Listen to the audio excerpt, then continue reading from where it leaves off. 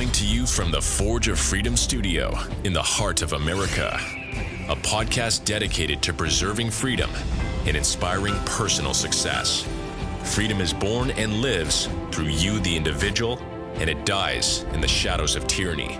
Motivating our listeners to become well-rounded, freedom-minded people with the body of an athlete, the mind of a stoic, and the spirit of a warrior. The tree of liberty lives on through you, the Forge of Freedom. And now here's your host, Alex Ooley. Hello, everyone, and welcome to another episode of the Forge of Freedom podcast. I'm your host, Alex Ooley, and today I'm happy to welcome Rob Weir as our guest. Rob blogs at whynotlibertarianism.com, and he is a contributor to the Mises Institute website at mises.org, which is where I discovered Rob's work. He's also the author of the book we will be discussing today, Capitalism versus Socialism, the Great Seligman-Nearing Debate of 1921. Rob, welcome to the show. Hi, Alex. Hey, thanks for tagging along today. I'm as I said, I found your work on the Mises Institute website and found the link to your book on the Amazon page, and found it and enjoyed it. I thought it was an interesting topic.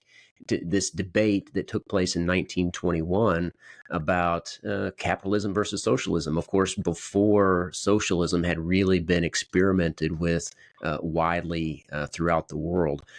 So I'm glad you were able to come on today and appreciate you being here. Oh, my pleasure. So before we get into the book, if you don't mind, Rob, just at the outset, just to introduce yourself to the audience and tell us a little bit about what motivated you to write the book. All right, so a little bit about me. Start from the beginning. I was kind of apolitical growing up. I had a Democratic mother from the Midwest, a Republican father from the Massachusetts, and they agreed that their votes would just cancel each other out, so they just stayed home. So just on net, we're just not going to vote. I think they were like that until Ross Perot ran, and then they decided they would support him. Went off to college, studied astrophysics at Harvard, was apolitical there at first, but then I started getting actually attracted to socialism a little bit. I just thought that was eminently a fair system. And that went on for a while, and I'd say that lasted until I graduated and got my first job and saw my first payroll statement and the tax deductions, and I decided I was no longer a socialist once I started paying taxes and a student loan. From there, I say I got attracted to conservatism, Russell Kirk, National Review, that kind of Burke and kind of the grand tradition of conservatism. And I went on through that probably into the George W. Bush administration and Desert Storm and the yellow cake uranium and the weapons of mass destruction that were never found. And then I discovered Ron Paul, and kind of the scales fell from my eyes, and I became a libertarian and was interested kind of more in their peaceful approach, their independence, their just the overall morality of the non-aggression stance. And from there, one quickly goes from libertarianism to Austrian economics and Mises and Rothbard and others, and that kind of led to a deeper interest in the economic side of it. The book specifically, and this connects a little bit to the book, Mises wrote a wonderful book called Liberalism, and that's kind of a little bit of a tortured term in American English. He meant liberalism, what we'd maybe call classical liberalism, even libertarianism. He called it liberalism, which was the term in use in Europe at the time and still in some places of Europe. It is not the same as liberalism, kind of left of center as we refer to it in the US. So in his book, Liberalism, he has an appendix where he listed recommended sources on liberalism for further reading. And he had a section of German authors, Italian authors, French authors, English authors, and then he had a small section, kind of distressingly short, of liberalist writings in the United States. And one of them he listed was, he said, very instructful. Is that a word, instructful? German, it was Lehrreich, rich for learning, was this transcript of this debate between Seligman and Nearing on capitalism versus socialism. So it made me look up that book, read it, and I said, wow, this is really interesting. More people should be aware of this. It's kind of some interesting arguments, an interesting time that the debate took place, and I decided to make kind of an annotated version of the debate transcript and publish it so more people have an opportunity to take a look at it. Oh, very cool. Well, I know we talked a little bit pre-show. Ron Paul hadn't come up, but I'm curious, when did you sort of become attracted to his message? What do you remember what year that would have been? Oh, that probably would have been 2004 or so. Okay. So I actually had of course, Ron Paul brought a lot of people to the liberty movement, and I'm certainly in that camp as well. My first really exposure to Ron Paul was, of course, his famous debate performance with Rudy Giuliani prior to the 2008 election about the concept of blowback, which was a concept I'd never heard of before, that somehow and it makes total sense. I feel silly for not having heard about this concept or sort of intuited the concept myself, but that somehow our foreign interventions abroad, people don't like and may retaliate for those actions, right? So, no, it's. I mean, you see on the news every couple of years, you see a report of a nurse being arrested in some hospital for, kind of causing patients to become sick so she can then be the hero by rescuing them. Or a fireman who sets fires in order to be the first one on the scene to put the fire out. And I think sometimes with our foreign policy, we pat ourselves on the back for putting out our own fires. Mm-hmm. We're the ones who caused the problem in the first place. Yeah, exactly. So, as I mentioned pre-show, Ludwig von Mises was certainly very influential and one of the first influences on me, but that sort of was coincident. My exposure to Mises was sort of coincident with Ron Paul, and that's really what sent me down the rabbit hole of libertarianism. So I'm happy to find another person in the same camp. So with that said, Mises, you mentioned that he talked about a lot of the most influential works on liberalism. And of course, in your book, you mentioned that he talks about classic texts of Locke and Mill and Bastiat, but he also curiously included this debate between Seligman and Nearing, which is a more obscure work or material on liberalism. So it's interesting that he included that, and we'll get to that I think later in the episode about why Mises may have included this debate in his list. But to start out, would you kind of set the stage for this debate? What was the time frame? What brought about the debate, and what were they debating exactly?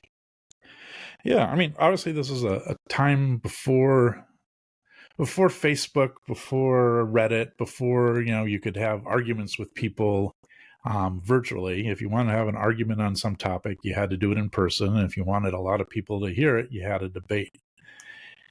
This is also a time, you think back of the lecture circuit of people who had an important point of view. They'd go on a lecture circuit and go from town to opera house to town hall or whatever, and give a talk. So these type of debates had been popular. They started off in collegiate environments, but eventually they became popular, especially politically, and not just during a political campaign, but just to debate ideas. This particular debate happened on January 25th, 1921, at the Lexington Theater in Manhattan, and it was brought together. These two economists, Seligman and Nearing, and the resolution they were debating was that capitalism has more to offer the workers of the United States than has socialism. And when I use the word socialism here, and as they used it, we need to keep in mind that this is, Marxism, what we would later call communism. They're talking about actual socialism, the abolishment of private property in the means of production. So nationalization of factories, no profits, no rents, no interest. They weren't using the term loosely as we sometimes do today. Sometimes you'll see people say, oh, welfare is socialism or public roads is socialism. That's a separate discussion that could be had, and there's an argument that could be made there. But when Seligman and Nearing discuss socialism, they're talking about the real thing, communism, Marxism. The reports of the debate said 3,500 people showed up, and there was standing room only, and people were hawking tickets on the sidewalk. There's some indication that people were being brought in by train from Philadelphia and Boston, especially the workers. So this was very much an audience that was pro the socialism side. It wasn't packed with bankers. It was packed with dock workers from Philly, stuff like that. So you can imagine it was a little bit raucous. But the two characters they brought in there, so Edwin Robert Anderson Seligman, he was the son of a Jewish merchant who came over in the mid-19th century. His uncle was also a merchant. So his uncle and his father, the brothers Seligman, got their start off and really advanced financially by selling bonds for the Civil War. They were kind of financiers for the government. They then were successful as railroad investors, which was the big speculative craze of the time. And they turned that into becoming bankers in New York City. Created a firm, J&W Seligman, that lasted, I think, into the 21st century. Eventually, they were bought out by Ameriprise, which is the what the personal finance investment side of American Express became, spun off as a company called Ameriprise, and they still exist as a division within Ameriprise, their company. So they created an institution that survived in New York banking for a long time. Their son, ERA Seligman, as he's called for short, was something of a child prodigy. Graduated from Columbia at age 14, spoke 9 languages, privately tutored at home by Alger Hiss, the Rags to Riches author as we know him today. Went off to Europe, studied economics there and politics, eventually got degrees in law and politics, came back to the U.S., became professor of political economy at Columbia, and was one of the co-founders of the American Economic Association. So you can think of him as being the kind of establishment character in terms of economics. He was the respectable person at the debate.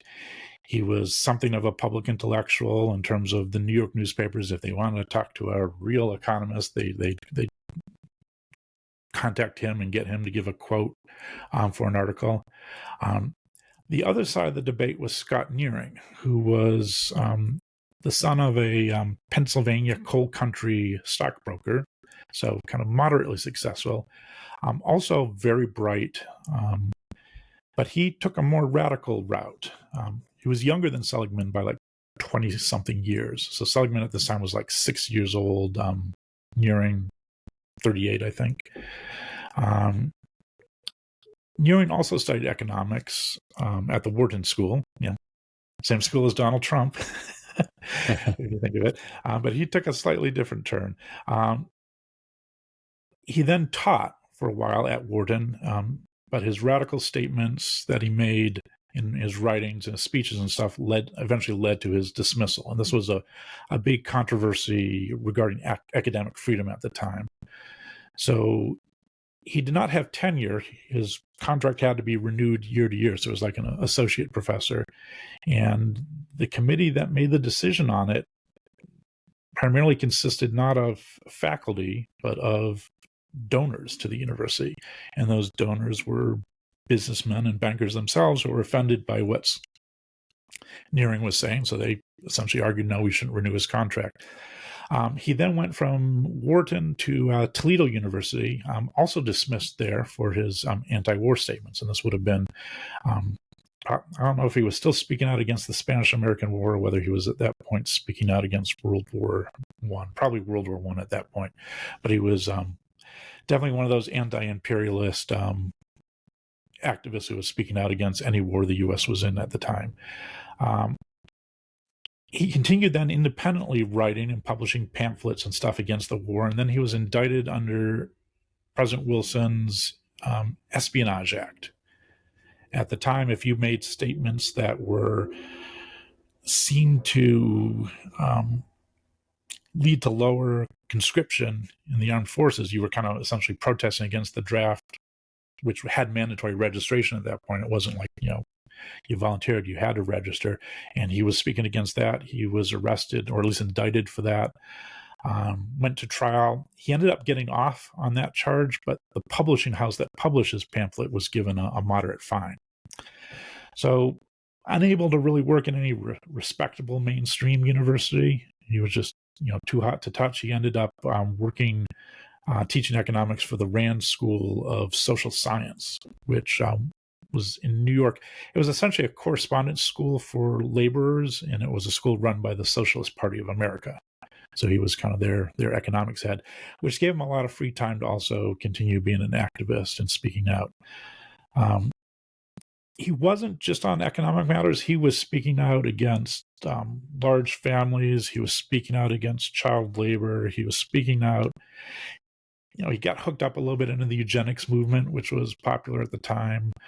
He had a lot of things eventually converged to him being more focused on economics. So to the people at the debate, he was the hero because he had been fired so many times from universities. He was someone who had stood up for the workers, and I think most of the audience there would have been cheering for him, not for the 60-year-old professor from Columbia. Yeah, and what's interesting here about this debate as well is that Seligman, he wasn't advancing sort of the classical liberal view of capitalism. It was more of a progressive social democrat view of capitalism. So this wasn't. It's interesting for that reason that Mises selected this debate as an influential piece or an important piece for that reason. But can you say a little bit about that, about Seligman's views? Because Nearing was more of the mainstream he was promoting the more mainstream Marxist socialist views of the time, whereas Seligman was really promoting this progressive social democrat view. Yeah, I'd call it, progressive is what it is. It's, we have a movement today, they call it the progressive movements, the progressive Democrats. Back then, there was a progressive movement that included both Republicans and Democrats. Teddy Roosevelt, for example, nominally a Republican, but would also be called a progressive. And you can think of it as a time in the world where people were, and I guess the same could be said today, self-consciously modern. And optimistic in being modern. They saw things being created. They see Edison working in his workshop and coming out with amazing things. They see the railroads crossing America. They see American victory in World War I. They kind of get the idea. You probably heard of like the Kellogg-Briand Act treaty that outlawed law as a matter of international policy. Imagine, agreeing to outlaw war. People were very optimistic.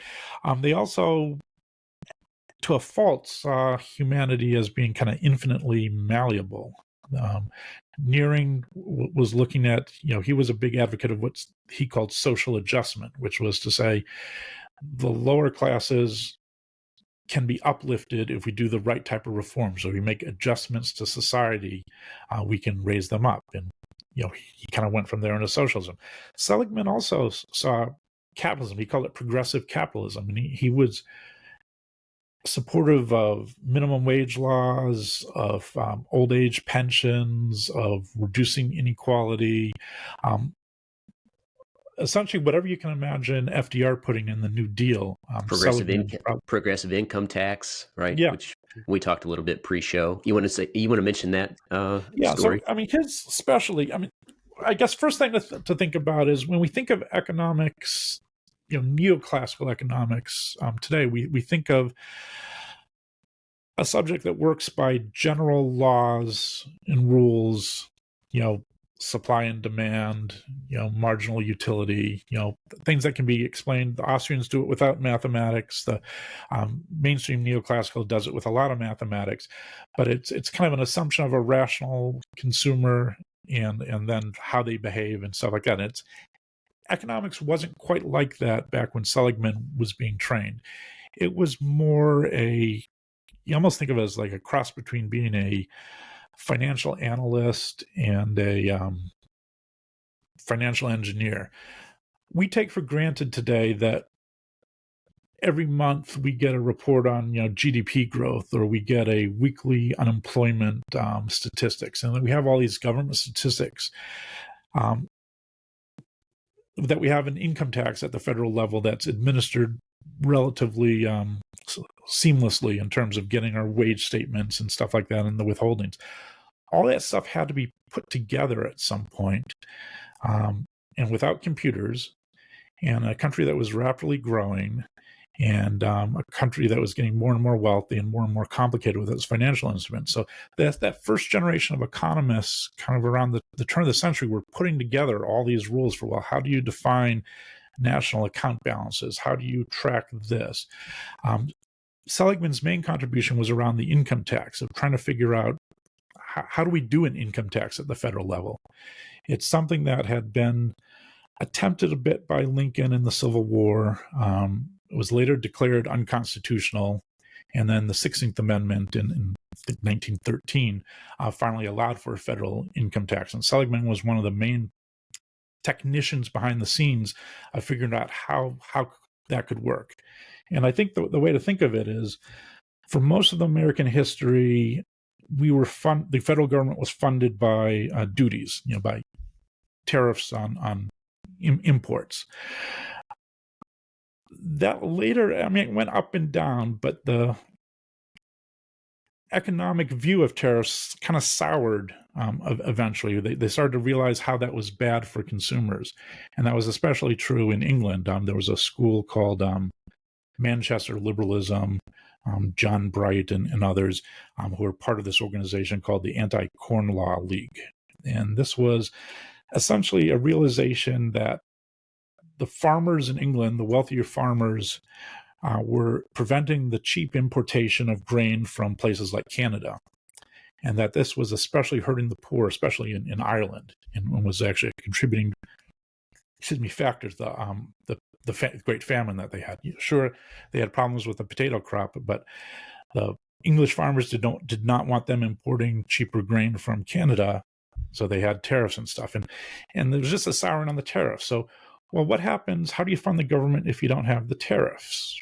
Well, you need some way to make up that money, and the income tax seemed the way to do it. And Seligman wrote a very large book on kind of exploring all the different options, what other countries had done, et cetera, and ended up proposing a graduated, progressive income tax, which was later adopted in the form of the 16th Amendment and the legislation after that. Well, thank you for that. I think that helps give some context to our listeners about who exactly the players are here in this debate. And with that in mind, I think it's also important to point out that in 1921, right, as I mentioned earlier, this is a time when socialism is just really sort of starting to gain momentum throughout the world, right? And Hitler and Mao and Stalin have yet to come to power. So we haven't seen the debaters at this time in the audience. They don't have those examples of socialism and how socialism sort of manifests in its implementation in reality. So I think that's important to keep in mind here too. Do you have any thoughts about that before we get into the substance of the debate? Yeah, it was an interesting time, and the more you look about the 20s, we have this high school textbook version of it. It's like the Roaring 20s, then the Republicans messed up the banking system, and then we had the Great Depression, and FDR saved us. That's kind of the textbook version of it. Now, there was a Roaring 20s. There was, the Jazz Age. but it was a little bit more complicated. So we got out of the war, and there was the Spanish flu brought back by evacuated and returning soldiers. That was pretty much waning by the time 1921 came around. We had a brief depression. You don't hear about it. I think Rothbard wrote his thesis about it, and there's another book. It might be Jim Grant. I forget who wrote it. The Depression of 1920, 1921, the depression that cured itself. And it's kind of a good example of how an economic downturn, if the government doesn't mess around too much, will just resolve itself. And it was pretty much caused by overproduction during the war, and then the demand for war goods, including a lot of farm commodities, came down after the war ended, and therefore there was an economic decline. But it took care of itself.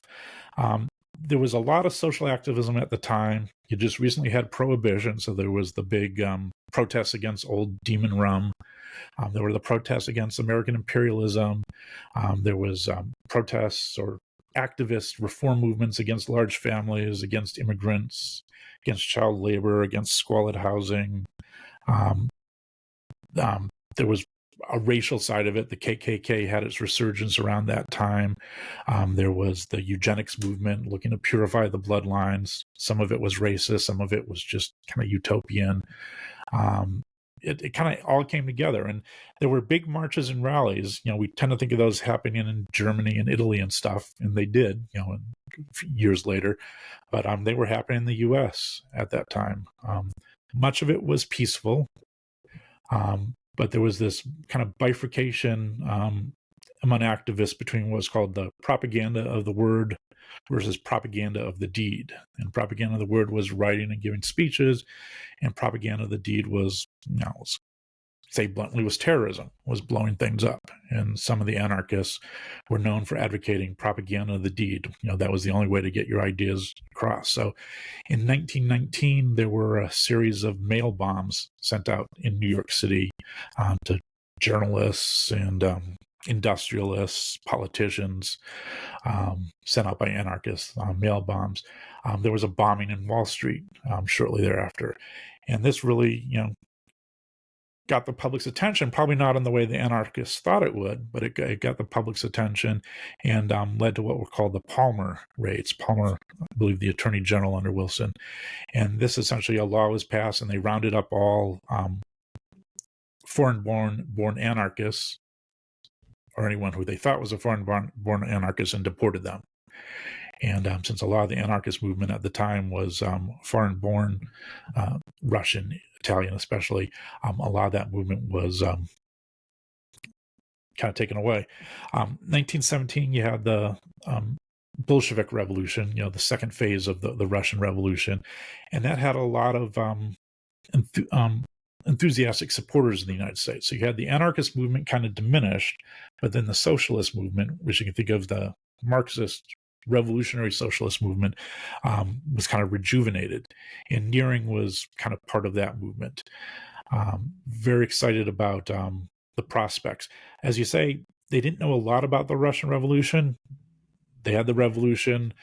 They immediately had a civil war in Russia between the White Russians and the Red Russians, and their own attempts to purify their own ranks, to take out dissenting voices within the Russian socialist ranks.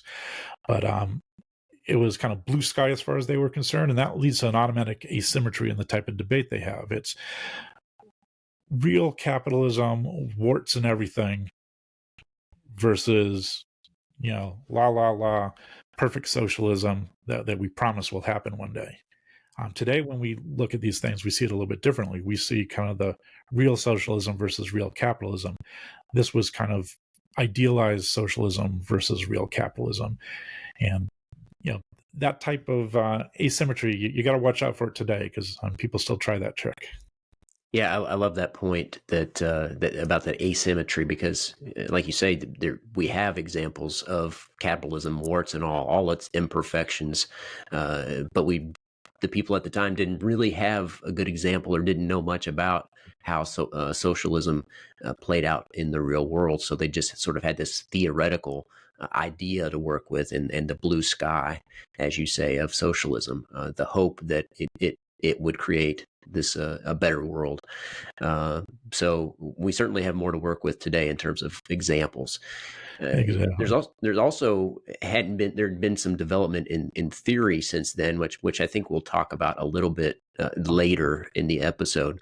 But with that sort of context in mind about who the players were, sort of the time in history, I think let's talk a little bit about uh, what they agreed on at the outset, because Seligman sets out sort of his definition of capitalism and socialism, which Nearing later adopts or agrees with for the purpose of the debate.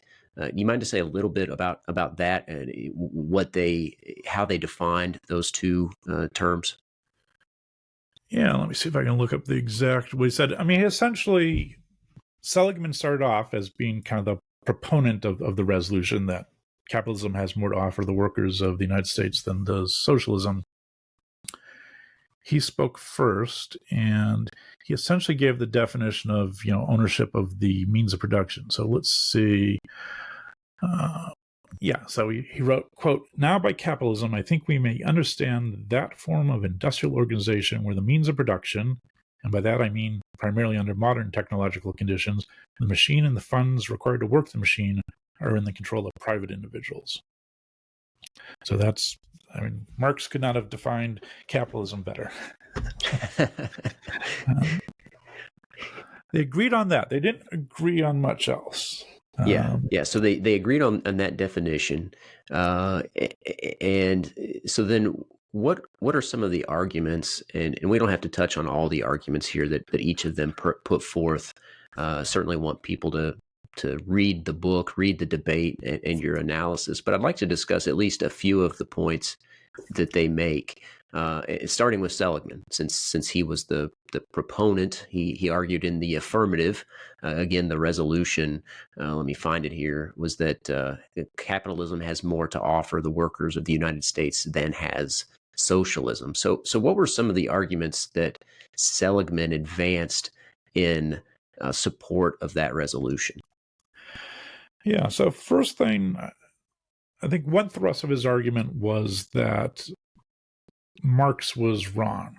I mean, Marx had this thing called the iron law of wages that said capitalism will gradually squeeze out every last bit of productivity of the worker while lowering wages and drive them lower and lower and lower, until they rise up in revolt. And he said, that's not true. Look around you. He brought out some statistics. Yes, the rich are getting richer, but the poor are getting richer as well. Marx was wrong on that. Marx also would write about economic panics, market depressions and things like that, and say as capitalism kind of intensifies, those become more and more frequent. Seligman said, well, look around you. Here's the dates of the last depressions and stuff. They're becoming less frequent these days. Okay, not a great argument coming up right before the Great Depression, but so the mistakes on both sides. You would not make that argument if you knew what was happening around the corner. He also argued that capital accumulation and kind of inequality actually benefits the workers. He said, you look at things like trains and museums and libraries and said, those are intense capital investments. It's good that someone owns them. And maybe we don't think about that. We read that today and say, but surely libraries and museums are public institutions. Back then, they weren't always. New York Public Library, even today, is privately owned, by a nonprofit, but it's not a government institution. It's a private one. But even if they were public institutions back then, right? As Seligman would say that they're an outgrowth of the wealth that's produced by capitalism, and is gotten by government through whatever means of taxation or et cetera. So I think that would be part of his argument. Yeah, that's a fair argument. He'd also mentioned that things like workers now have liberty of movement, that they can move from town to town, city to city. They can find a job wherever. They don't have to ask someone's permission of where to move. Their consumption is much more diversified. the types and variety of goods they had available. They didn't go in a store and there's just one flavor of something. There's a lot of things they can have. So even with the same amount of wealth, imagine you have a fixed amount of wealth and you live in two different environments. One where everything on the shelf is the same flavor, and another thing which there's a variety of flavors or colors or whatever. It's kind of a better type of living, even on that same income, if you have more choices. To the extreme example, you go to Venezuela and you can have some money, but the shelves could be empty. What good does that do you then? Seligman said that capitalism was responsible for democracy, and which was kind of a little bit of a surprising statement. But as he argues it, sure, we had some forms of sham democracy before ancient Greece, for example, but he said that was really built on slavery.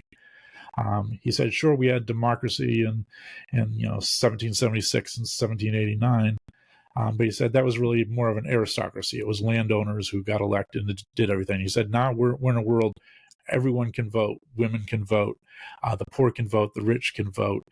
That's come about because of capitalism, that we've kind of raised up and educated people so that everyone can participate. He credited science and technology with coming from intensification of capitalization.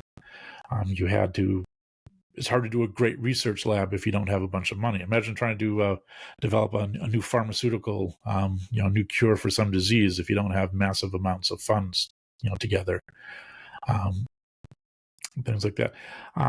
He also argued that although there were real liabilities of capitalism as practiced at the time, as existing at the time, unfair competition, monopolies, inequality,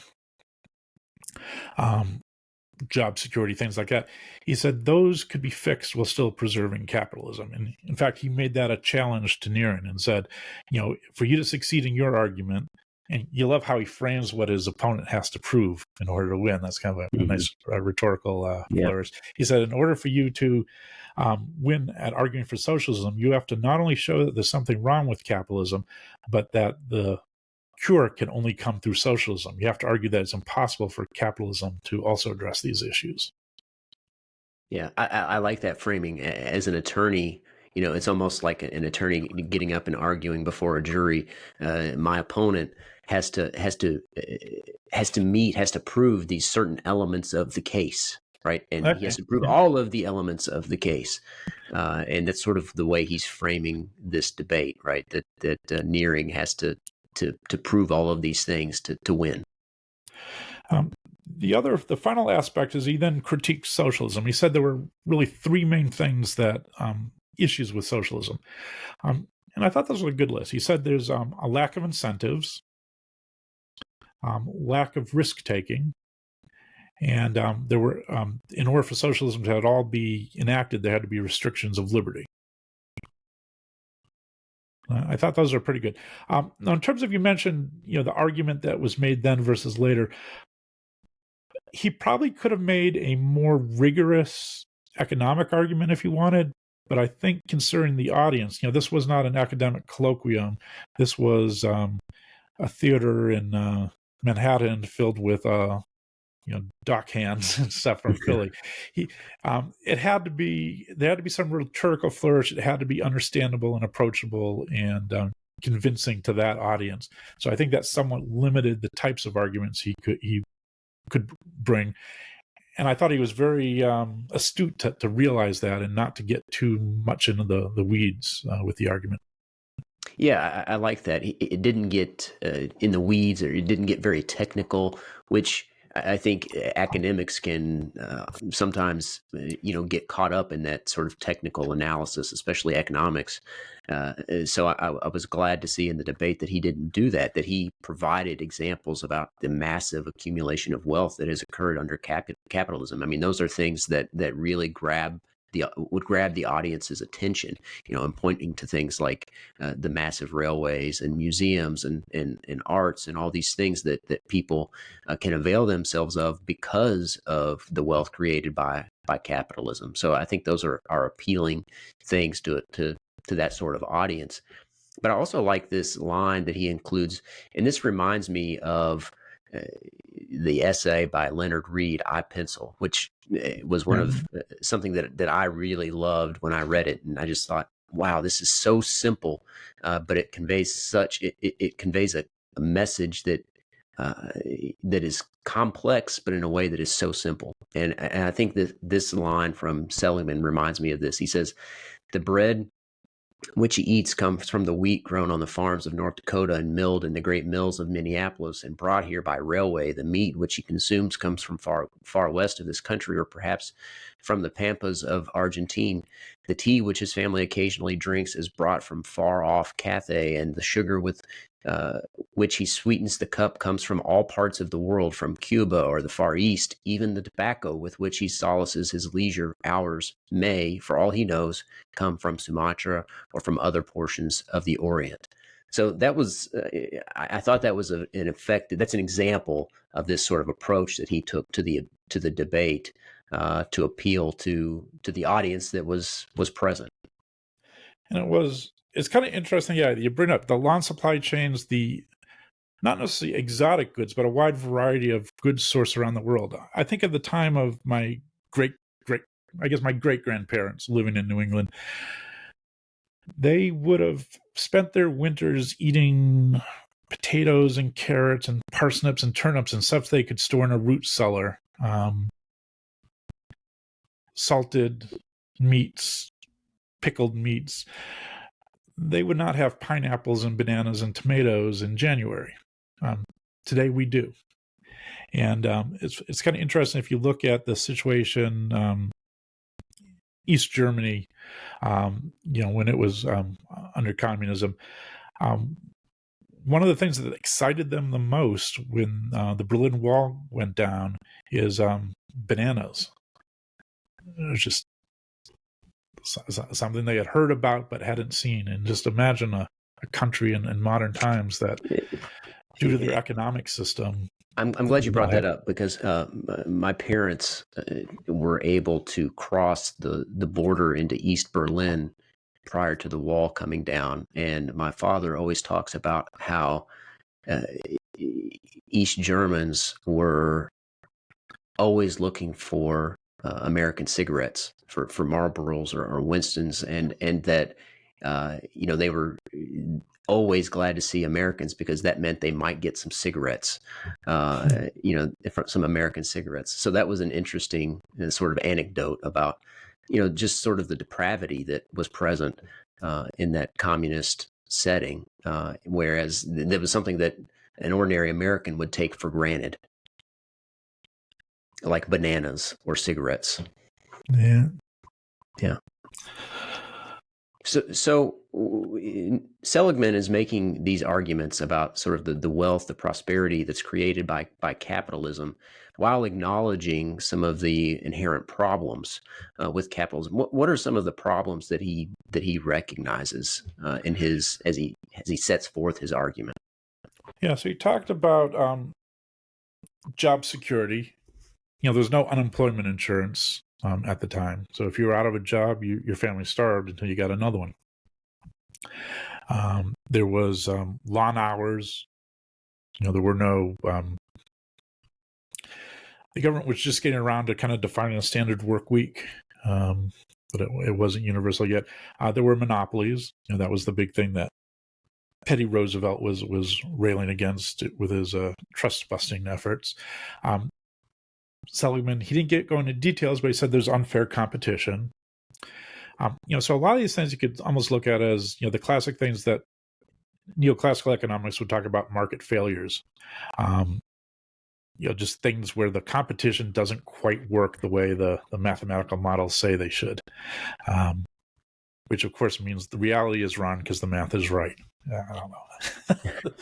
or so the line goes. Austrians take a different perspective on that, as you know. But he said those were the liabilities and they could be addressed. And in fact, through the New Deal, many of these were addressed, for good or bad. I'm not saying FDR was made great advances in liberty or anything by doing that, but he did in fact show that capitalism, as Seligman saw it, indeed was progressive in that sense. Yeah, and that was part of Seligman's argument, right? Was that capitalism was sort of in its infancy, and sort of the quirks with it, the problems with it, were being worked out, and you just had to give it time to progress, to mature, and to work out those kinks. Uh, And that was one of his arguments, right? And were there other arguments that he made about how these problems could be addressed? he didn't go into, I don't recall him going into a lot of details about just saying that capitalism is not fixed. It's a type of ownership, but within it, there's all sorts of accommodations that can be made. It's kind of hard to realize today, or how things might have been different in the U.S. I'm not going to defend the New Deal, but it's interesting that not all countries led to kind of a welfare state. Some of them went to fascism. Some of them went, like the UK after the war, went more socialist, nationalizing of various industries and stuff, and had a long period of stagnation. We saw what happened in Germany and Italy. In the U.S., the socialists, there was actually an active Marxist party, the Socialist Party of America, that in the 1920 election got 3.5% of the vote. Not a huge amount, but more than most third-party candidates get. We had a rising labor movement, and that labor movement could have gone the direction of socialism. There were two competing labor groups. There was International Workers of the World, the Wobblies, and then there was the AFL and the CIO, that later joined together. And if some accommodation was not made at the time, with all the radicalness of the world and all the revolutions and the torchlight processions in Germany and stuff like that. I mean, we had American Nazis assembling in New York City and having rallies. It could have gone the other way. As it happened, there was an accommodation made with Samuel Gomper's, organized labor, and the government and some industries that said, let's do this thing called collective bargaining. The International Workers of the World, the Wobblies, did not believe in signing contracts. We think of it as kind of being the definition of organized labor, that organized labor, they negotiate contracts, and that's what they do. The Wobblies thought, no, it's totally irreconcilable. We're socialists. There is no reconciliation between capital and labor. We will always fight them. We will fight them every day. We will not sign a contract with them. We will just fight.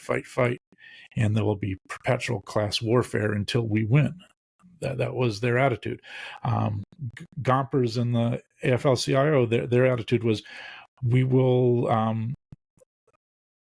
make the government be essentially the mediator between labor and industry through the National Labor Relations Board eventually, and we will get a good deal, and we'll push for a better deal, but we'll be that will be our reconciliation. It's kind of almost like a corporatism of sorts. And if that had not happened, I don't know what would have happened. It's kind of hard to speculate. Other countries were not so fortunate. Yeah, we can't go back in time and undo it and relive the alternative world, right? I mean, that's something that we like to think we can do through sort of theoretical and hypothetical discussion, but it's impossible, right? And who knows how history would have written itself if not for something like the New Deal. I mean, every country that loves liberty today had some awkward history in the 20s and 30s. Yeah, I think that's. I don't think any country made it through those decades, and that's why I think it was an interesting time to have a debate like this, because it really is one of the strangest decades in our history, I think. Yeah, exactly. So Seligman recognizes some of the flaws of capitalism, but ultimately says the benefits of capitalism outweigh these problems, because these problems can be worked out through various methods. One of those that he advocates that you or I wouldn't advocate, I don't think, would be progressive taxation. That for instance, that implementation of progressive tax would alleviate some inequality in the system or in the wealth that's created by the system of capitalism. And furthermore, he talks about something you mentioned is that the long work days, the hours that work, that as capitalism matures, that the wealth accumulated will allow people to work less and less. And so he sees that there are ways around some of these problems with capitalism. But with that being said, let's talk a little bit about Nearing and his arguments, some of the arguments that he set forth. What were his criticisms of capitalism, and why did he think that socialism created a better environment for the workers of the United States? Yeah, sure. And I should mention that this was an extended debate. It wasn't, a moderator up there asking a question, 60-second answer, 30-second rebuttal, whatever. They went back and forth, I think, like probably half-hour turns for each one. No instant fact-checking, pretty much nothing other than ceremonial, a welcome from the moderator. And they went back and forth probably for almost 3 hours. So they each had a chance to make several passes of it. Nearing's argument, he started off by essentially saying under capitalism, the capitalist owns the job. I think that's the expression he used. He owns the job. And that's a reflection of, in the socialist view,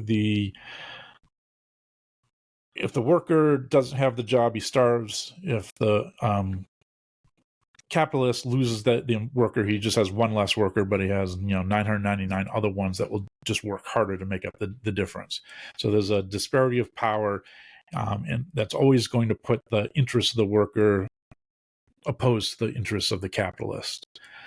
No amount of reform in capitalism can change that underlying dynamic. In other words, he didn't use the term class conflict, but essentially he's arguing that class conflict is an essential part of capitalism. He kind of chipped away at some of Nearing's comments. Like he'd said that the benefits from science and the Industrial Revolution and stuff, that would have come about in any case. He said, yeah, in Russia they have trains too. Whatever we invent in the U.S., they'll have as well. So don't give the credit for these inventions to capitalism. They'll come under socialism. He also, I think, a good part of his argument was talking about financial panics, talking about how capitalism leads to war, in his view. A good part of it was him just talking about American ingenuity. And I think this would have played really well to the workers in the audience. He's essentially saying, look at Edison. He tried once, and when he failed, he didn't give up. He tries again, fails again, tries again. He tinkers, fails some more, and eventually figures it out. That's what Americans do. We should be doing that with socialism. We should just be going in, trying it. We know it's the right thing to do, and we'll tinker with it till it works. He's also pushing back against some of the criticisms Seligman made. Seligman brought up various dispatches and reports from Russia showing how things weren't going quite well with their revolution, that the workers were miserable, they were starving, that they were being more mistreated than they were, under the capitalist owners. And he just kind of dismisses that and said, yeah, they had a hard time in the war. They're still recovering from it. Give them some more time. They need some room to work through their issues. They need to tinker through things as well. So it's another one of those things. The real capitalism, warts and all, can't be redeemed. But we'll just assume that the socialist warts will go away with a little bit more effort. Well, and like you said earlier, it's sort of that blue sky thinking with it that he didn't really have real world examples, at least not very many, of the implementation of socialism. So theoretically, he might come to the conclusion that socialism would solve those problems of capitalism. And it was an interesting time to have the debate because this was this brief period of time. It was later referred to as wartime communism by the Soviets. It was a brief period of time after the revolution and before, I forget, mid 1921, where they actually were practicing more idealized communism in terms of no wages, no money, no private trying to do it by property. the book. Yeah. No private property, whatever. And it was an abysmal failure.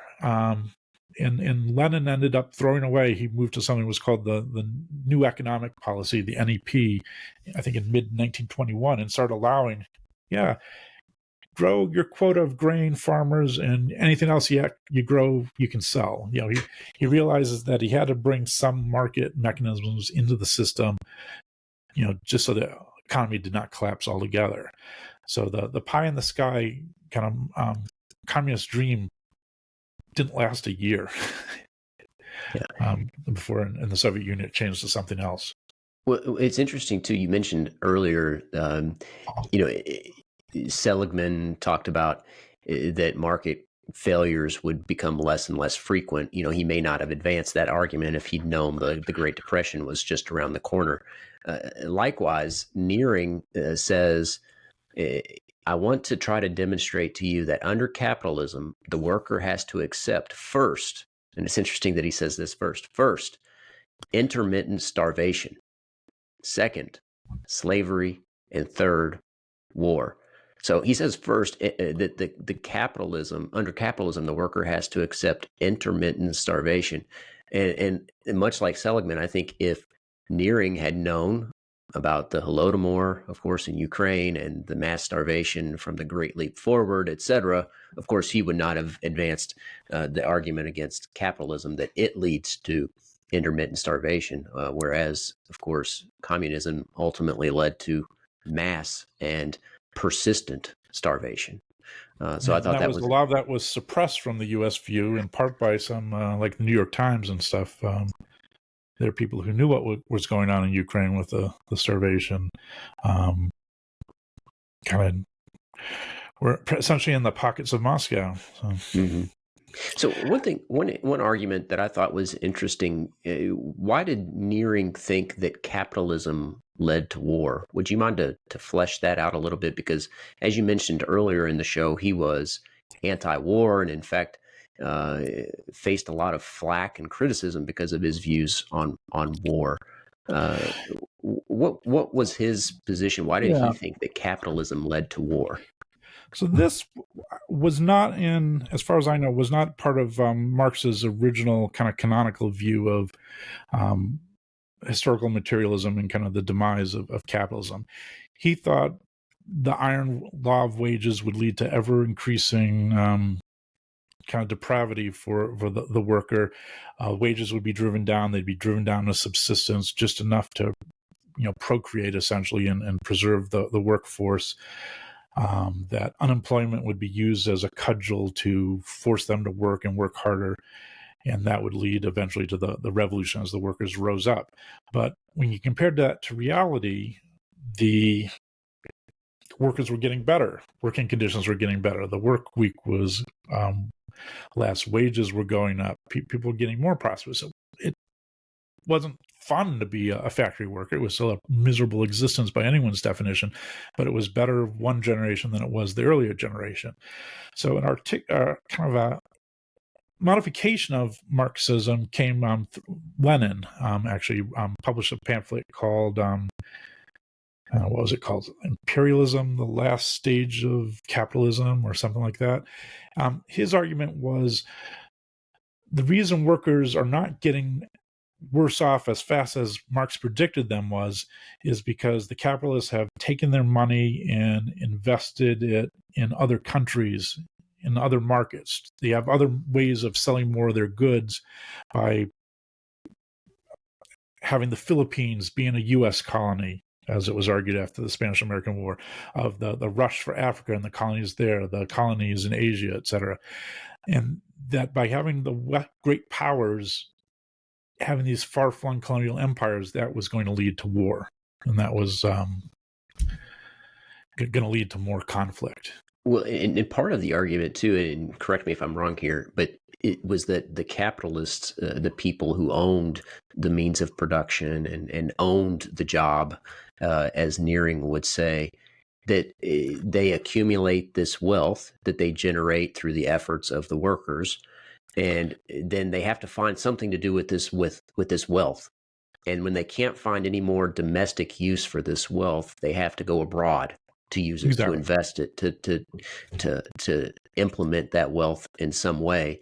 And that by going abroad to use this wealth to perpetuate their goal of accumulating more wealth, that inevitably leads to conflict. And we saw that. I mean, it happens all the time throughout history. I mean, maybe not. I mean, you think of the historic conflicts between the Dutch and the English, back in the 17th century. That was a lot over trade routes. Conflicts in the New World between the English and the French was trading routes, with the Indians for furs and stuff like that. Well, I mean, a lot of the things were caused by trade, but it wasn't. Well, I can imagine somebody capitalism, is kind of a stretch. But I can imagine someone today advancing that argument, for instance, with the military-industrial complex. Of course, that's a phrase that we hear a lot, where you have these private companies who are in the good favor of government officials, and they perpetuate war throughout the world because they profit from it. They don't want to use their products here, so they go abroad to use their products and profit from it. This argument still exists. It's morphed again because the workers keep on getting better off, and that needs some explanation to the socialists. So obviously, after World War II, colonies were made independent left and right. India was made independent. Philippines are obviously independent. As far as I know, every nation in Africa is now independent. Did that mean our prosperity stopped going away because we don't have these far-flung commercial empires?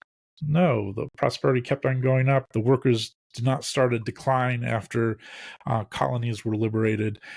Got better. So where it's morphed now is after the Soviet Union collapsed. I think a form of this has reemerged as in the radical environmental movement, where it said, we're not exploiting colonial empires, we're exploiting the earth. And that's why the workers aren't getting worse off. But someday when we get past peak oil or peak whatever, peak aluminum, peak copper, sometime we'll hit a real decline, and then the worker will be driven into abject poverty once we've exceeded our ability to exploit Mother Earth.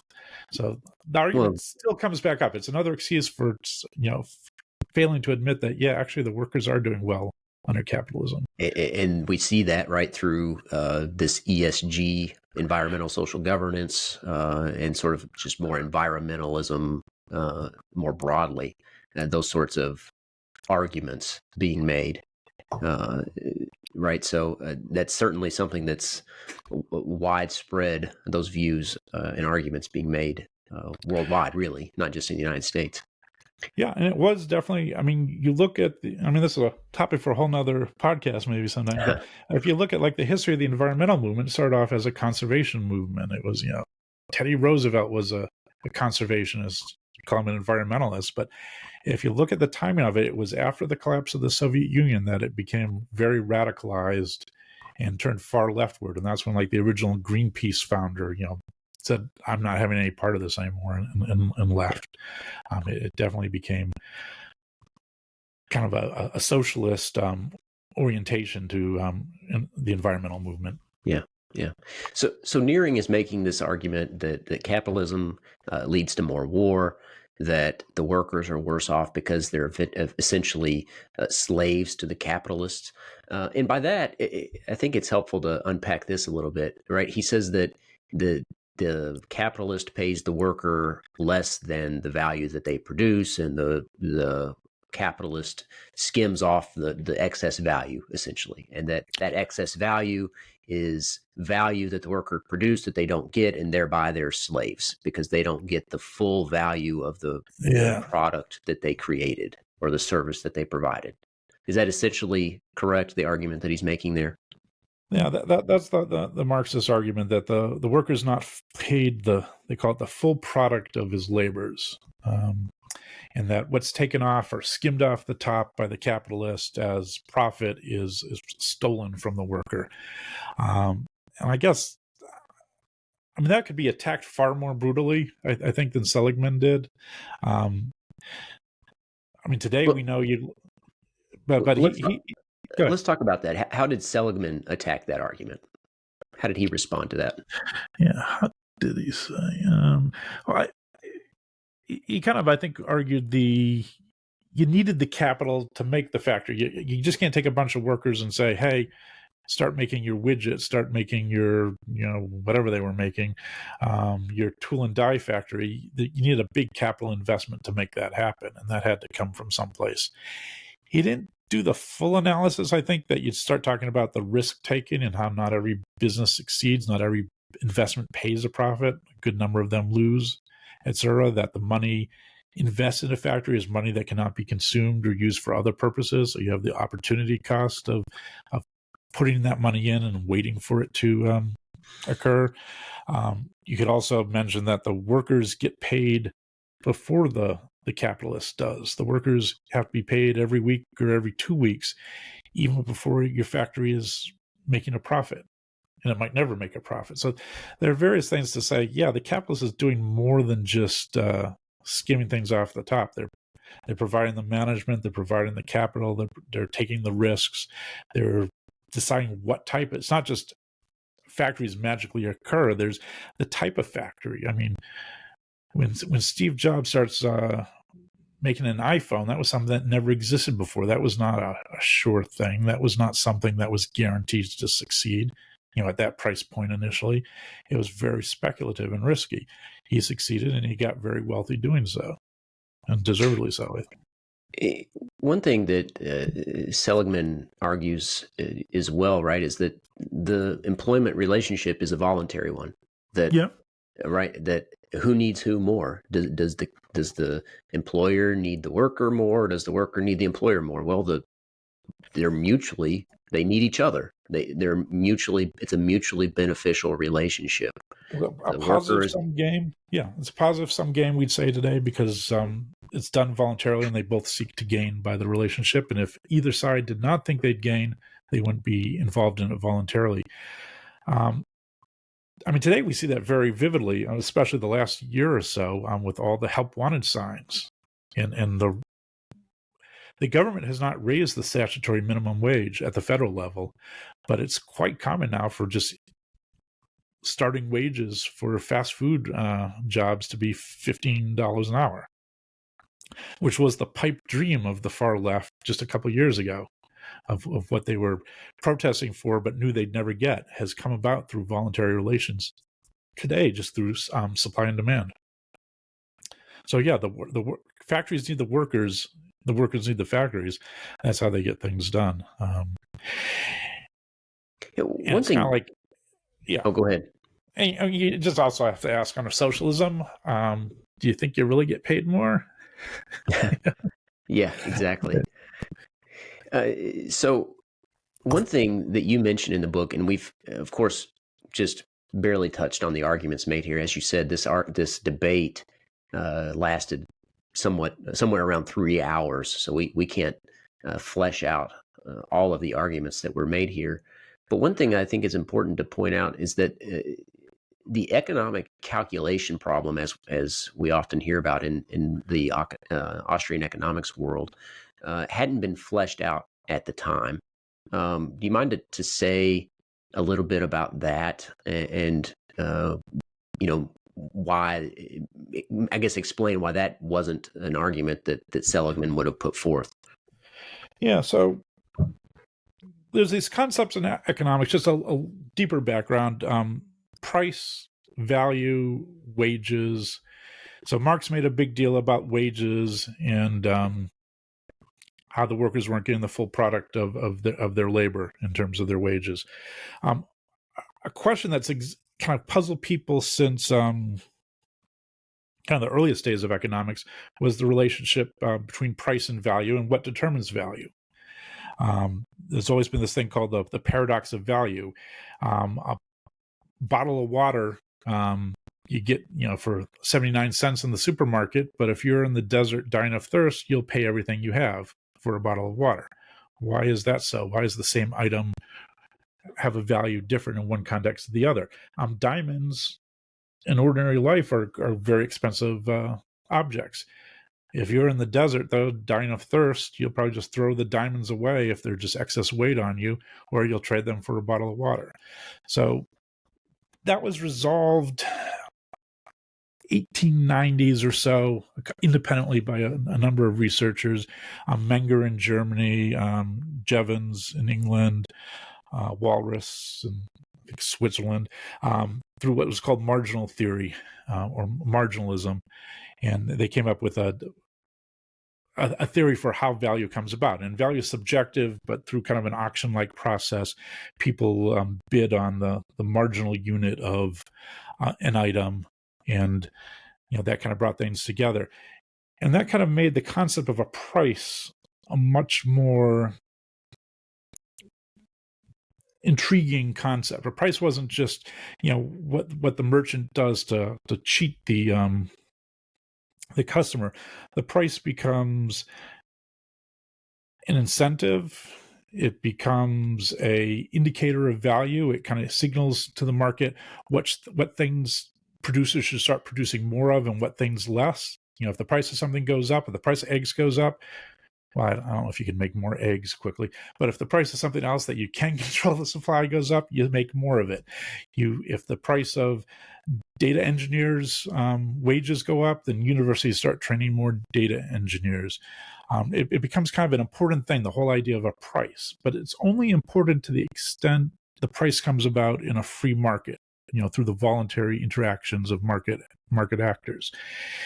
In socialism, you don't have those type of prices, what we call economic prices. Prices are determined by a committee that says the price of oil will be this, the price of milk will be this, the price of a laborer's wages will be this. They don't come about through supply and demand and that type of mechanism. What Mises showed, and it was an essay, I think it was called The Impossibility of Economic Calculation Under Socialism, and it became known as the economic calculation argument, was that in socialism, because you don't have real economic prices, you can't make rational economic plans. And that's going to be a problem for the economy. And the example I like to use here, because at first it seems like, okay, that's attractive, but then you think about it and you say, well, why can't the government just say, we have 2 million people in the country, that's 400 feet, make 4 million shoes or something like that. Why can't you just do that type of economic planning? Isn't that trivial if you know how many consumers there are? Where it really starts falling apart, that type of economic planning, is when you have multiple stages of production. So take rubber or take latex trees. They're often, wherever they grow, at South America someplace, I assume. When a tree is tapped to extract the latex from the tree, that's the precursor to rubber, it immediately has to be processed in one of two ways. One way is kind of a wet process that would lead to latex of the type like in latex gloves. Another way is the dry process that would make rubber for tires. And that farmer often, wherever in Guatemala, has to make a decision that morning on which process he does and how much of each process. But he's producing a product, say rubber, that then goes to another factory that decides, well, do I make the rubber into brakes or do I make them into tires? And if they're tires, are they for bicycles or for automobiles? Well, how does he know which one to do? And then how does the bicycle company know how many bicycles they need to make? So there's all these stages where everyone has to make a decision. If you had to centrally manage all that, it's kind of like the centipede trying to think about every one of its legs. It's not going to be able to do that. Yeah. They don't have all the data. They don't have the, Hayek would later articulate this in terms of a knowledge problem, that they don't have the particular knowledge of possibilities and conditions and wants and things at all points. That's the fatal conceit, right? Yeah. Pardon? That's the fatal conceit, right? To think that to believe that you could coordinate all of those things and allocate resources in the most efficient way possible. Exactly. Now, with markets, with capitalism, that farmer off in Guatemala at the latex farm just looks in the newspaper that morning and sees what the spot price is for dry versus wet rubber and decides to process it, whichever one will get him more profit. He doesn't need to await a command from some central committee. He knows immediately which one to do. And at all stages, if people are reacting to economic crisis out of their self-interest, out of their desire for profit, they produce what's valued most. And that's kind of the impossibility of rational economic planning. You can do planning in terms of, you can have a planning committee that makes plans. I mean, the Soviet Union seemed to publish a new 5-year plan every 4 years, but it's not a rational economic plan. Yeah, in terms of being based on economic. This economic calculation problem or theory that was put forth by Mises and expounded on by Hayek. Those were advancements of the capitalist argument after this debate.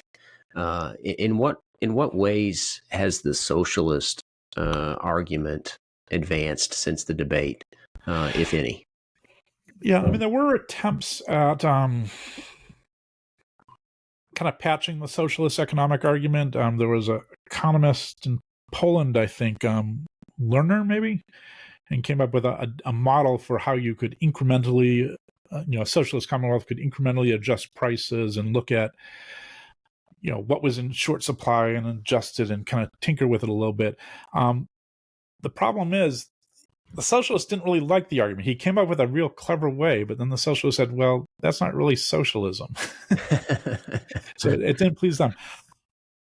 Ultimately, I think it may be, the fact is we're still making these debates today. There are still, whether it's on Facebook, whether it's even in New York City, they have the Soho Forum is still, has debates on things like socialism versus capitalism.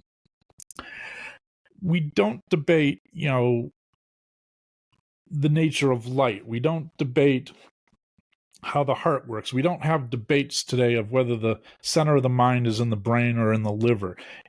Almost all serious problems we've had of a scientific nature, we kind of agree on the answer. Maybe at the very cutting edge, we still have questions, but questions that were debated, say, in 1848 when the Communist Manifesto came out, there's very few serious questions at that time that are still debated today, but this one is. And it's kind of interesting that no side has made a conclusive enough argument that the other side will just, shut up. Yeah. Which is kind of a curious thing. And you kind of can ponder why that might be so. Well, I have a thought, and I'll throw it out there and let you sort of tee off on it.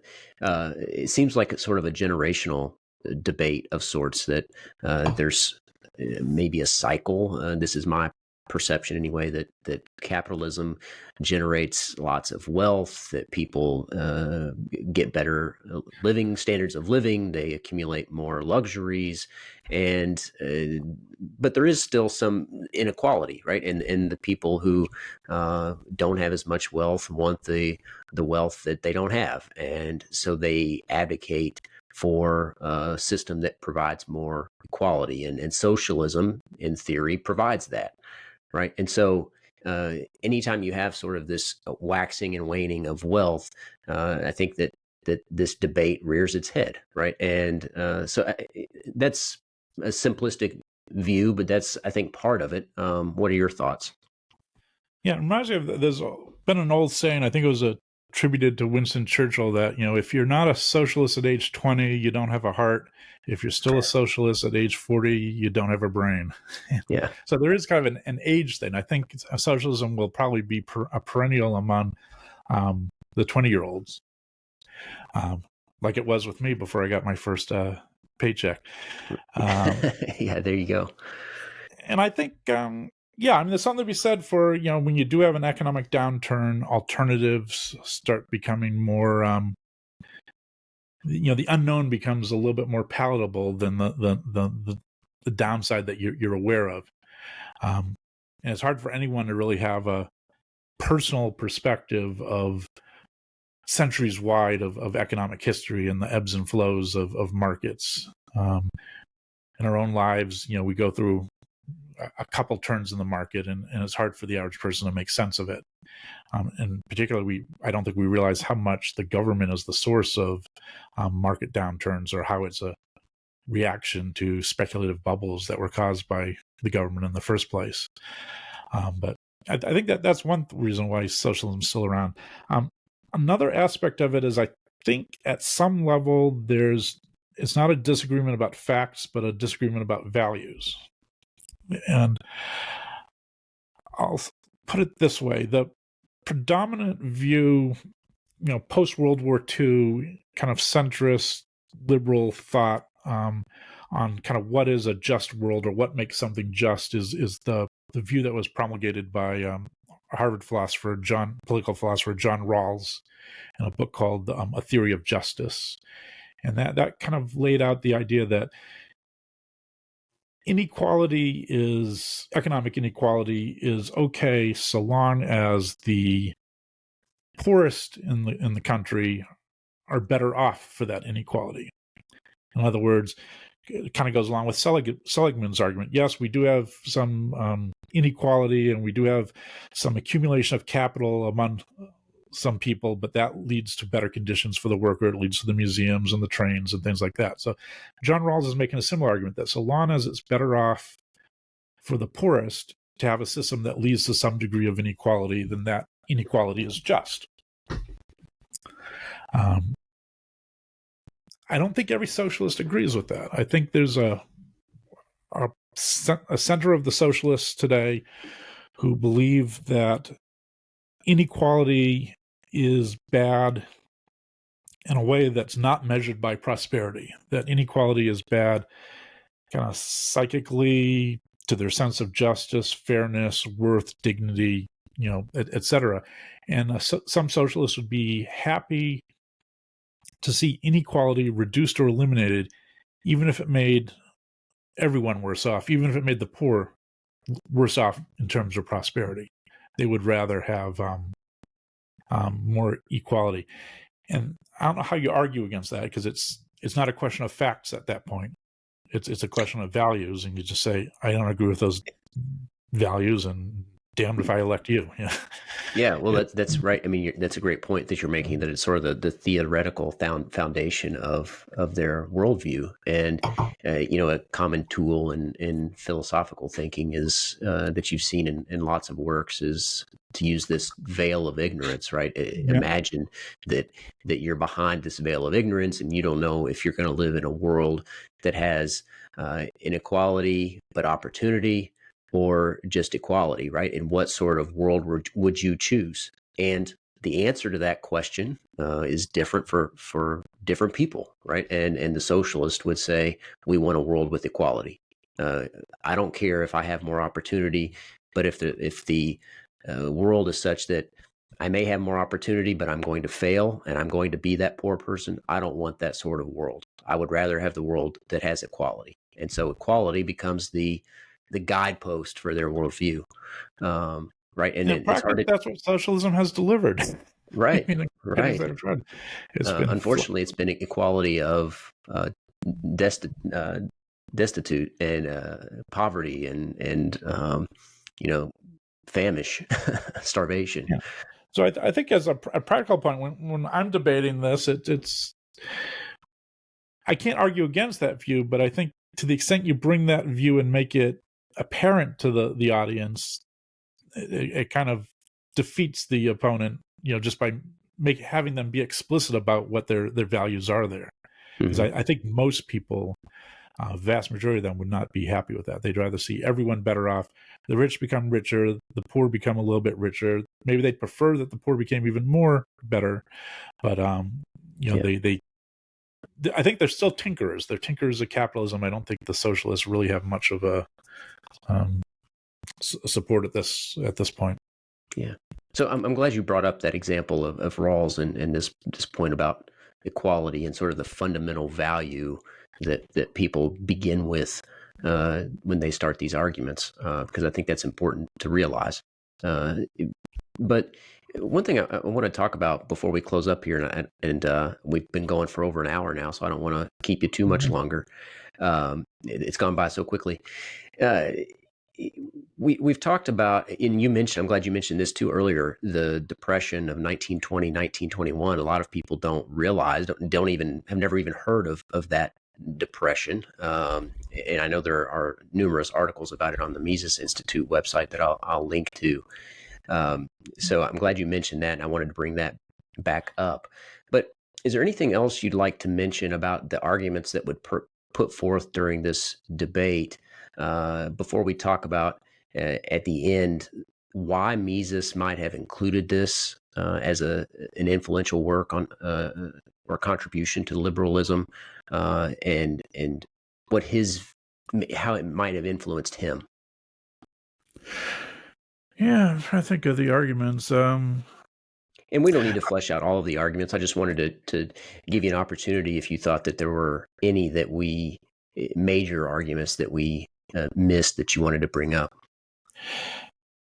I think that's pretty good. I just mentioned that these two debaters would come together. I think they had at least 3 debates that I'm aware of where they'd argue debate-related topics. So they were on somewhat good terms, though they did have some angry words in between debates that have been recorded. But they were generally, I think, liked debating each other, and they were probably familiar with each other's arguments going in. You have this sense that they were prepared for each other's points and weren't really caught by surprise. So we don't really get any unexposed thoughts there. I think most of it was prepared, and it's rhetorically aimed at the working man that was the predominant component of the audience. So it's not getting too technical, but it's still, it just reminds me so much of what I see on Facebook and other places. Some of these arguments have not changed at all, especially the socialist argument. So it's kind of curious to look at that. Yeah, I mean, many of these, as you say, many of these arguments persist. So it's interesting, like you say, to see how the arguments have morphed over the years and how they haven't, and how in many ways they've stayed exactly the same. So if you don't mind, in closing, talk a little bit about, if you would, about why Mises might have chosen this or listed this in his list of influential works on liberalism. Yep. So I mean, it was a very large list, and you get the impression that Mises had a considerable personal library in Vienna, and then I think he then went to Switzerland and then to New York, as the Nazis took control. We don't have exactly everything that's in his library because it was kind of lost at the end of the war, and I believe carted off to Moscow. But both Seligman and Mises seem to have a similar appreciation for the connection of economic freedom and civilization. Mises didn't just write about economics. He wrote about sociology and psychology and a lot of other things, political theory and stuff like that. He had kind of a big vision, almost 19th century vision of how all these humanities and social sciences connect. And one of the quotes I'll bring from the Seligman in his debate, he said, quote, "Socialism is bringing about a situation, the most horrible, the most frightful, the most hideous that the world has ever seen, the disappearance of culture, the disappearance of cities, the disappearance of civilization, and the rapid progression of universal starvation among the workers themselves. That is socialism in practice." He's commenting, obviously, on the situation in Russia at the point.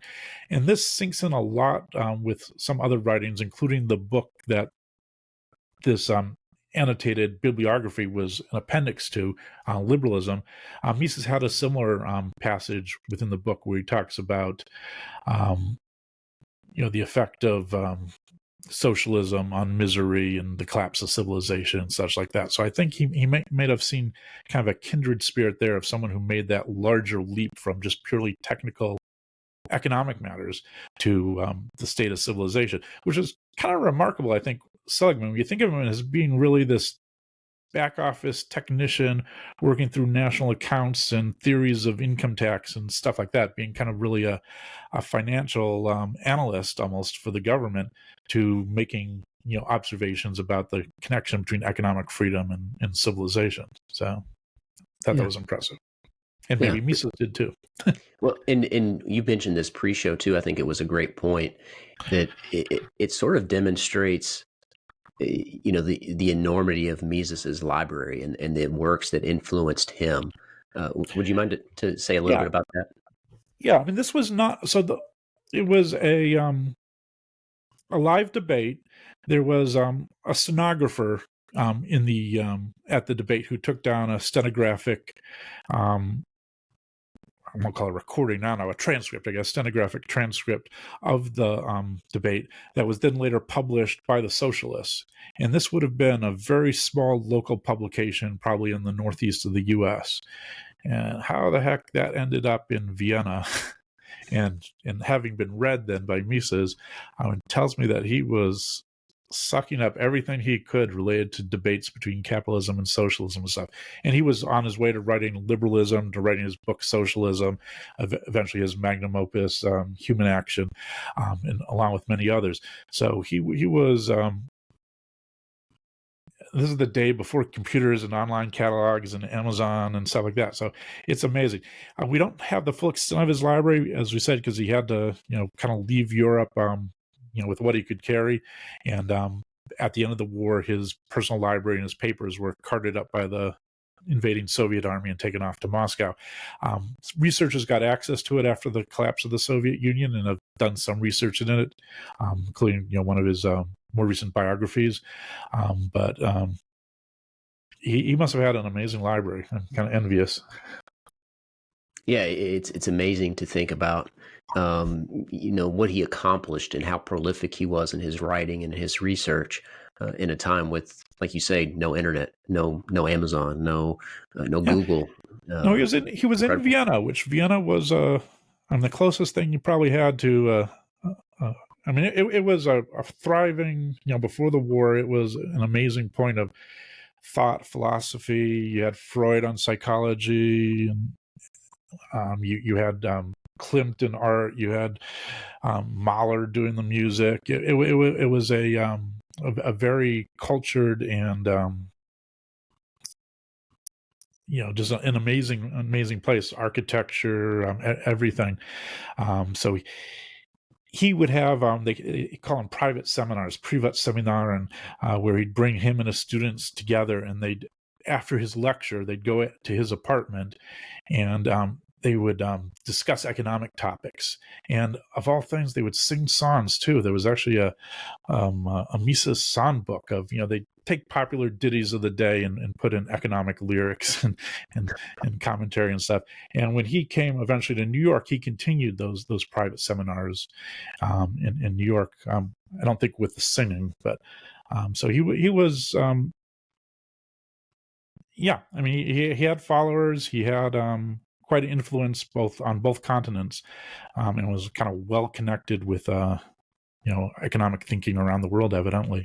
Yeah, and amazingly well read. So in the wake, and you talk about this a little bit in the book, what was sort of the legacy of this debate, and who did commentators think won or lost the debate? And it seems from the materials that you've collected that most people thought that it was a draw. Is that fair to say? The newspaper reports essentially repeated that that was a draw, that no one won the debate, that good arguments were made on both sides. The Socialists, of course, in their publications said it was a great victory for Nearing. I don't think anyone at Columbia wrote about it, as far as I could tell. They would go on to have another debate, a three-way debate. So when I mentioned at the beginning, by socialism, we meant Marxism. Well, that became more explicit a few years later when Russia renamed itself to the Soviet Union and renamed the Bolshevik Party to the Communist Party. Then Nearing started calling himself a communist, and the Socialist Party of America kind of broke in half between the socialists and the communists, who went over to form the Communist Party of the United States. So there was kind of a division at that point. And there was a three-way debate that happened in the 30s between I think it was Seligman-Nearing as a communist, and then a British member of parliament as a socialist.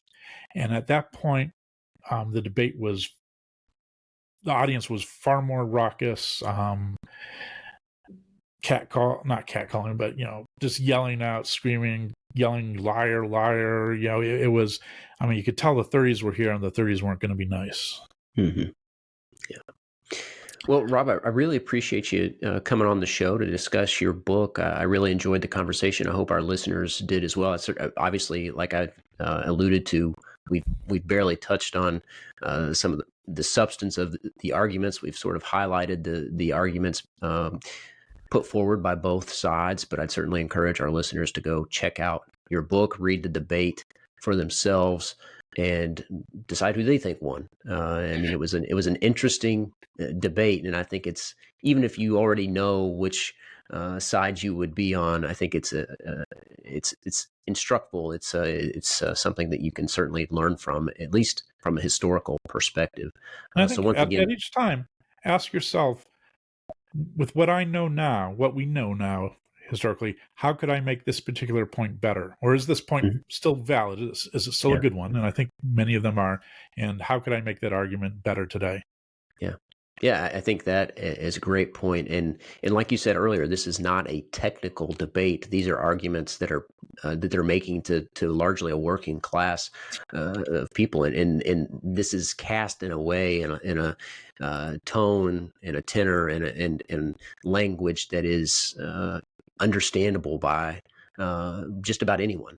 So I think these are really relatable arguments. And like you said, if you can internalize these arguments, sort of digest them, and try to think of ways to make them better, I think that's a really useful exercise. Because we're all called on. We're in a republic with a democracy. Attacks on economic freedom happen every day, every year at your state house and in Congress. And we vote ourselves, but we also, to some extent, have some, persuasion via arguments over others that we know, family members, friends, whatever. I think it's important for us all to be able to argue for what we believe and be able to persuade, to the extent we can, others to not go down that road to serfdom, as Hayek would call it. Yeah. No, I love that point. And I'm glad you brought it up. Because that's really the point of this podcast. That's the theme behind it, right? Is that freedom is not something that just exists from generation to generation. Is something that we have to fight for, that we have to preserve through the communication of these ideas to other people. It's something we have to spread to the world.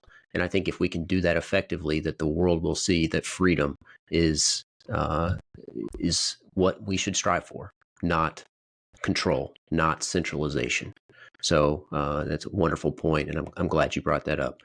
Rob, before we close up here, is there anything else you'd like to say in closing? Any resources, websites, social media contacts you'd like to point out?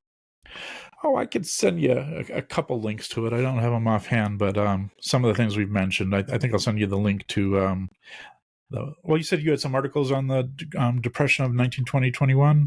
Yes, I don't recall which ones. I just know that I've saved them somewhere in my catalog of articles, but I'll try to link to a few of those from the Mises Institute website. Okay. Yeah, I'll send you a few links. People are interested in my book. They can find it on Amazon or Barnes & Noble. It's available softcover and Kindle edition. And I think you mentioned my blog earlier, so I think that's good. Yeah, excellent. All right, well, I'll certainly link to all of those, the Amazon link and your blog, as well as your X account, and then any articles that you want to send over, I'm happy to include in the show notes as well. So, Rob, thanks again. Oh, thanks for having me, Alex. Yeah. Bye. All right. Thanks, everybody, for tuning in. I hope you enjoyed the show. If you did, as always, don't forget to like and subscribe to help us spread the message of freedom. And until next time, remember, you are the Forge of Freedom. Thanks for listening to this episode of Forge of Freedom. Be sure to subscribe wherever you heard this podcast so you never miss a future episode. For more information or to connect with Alex, you can go to forgeoffreedom.com or follow him on Twitter @ForgeOfFreedom. Until next time, remember, you are the Forge of Freedom.